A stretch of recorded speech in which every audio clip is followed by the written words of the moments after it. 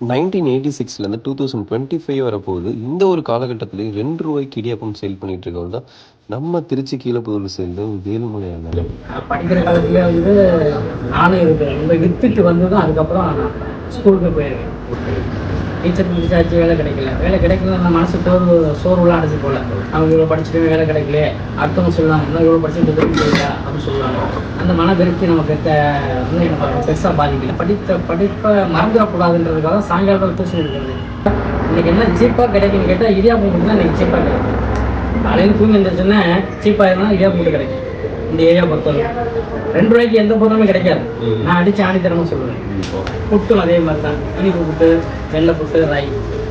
உணவை ஒழி என்றால் ஒழியா, 2 நாளைக்கு 7 என்றால் 7 என்னோ அறியா இருந்தப்போ என்பயிரை உண்மோடு வாழ்தல்.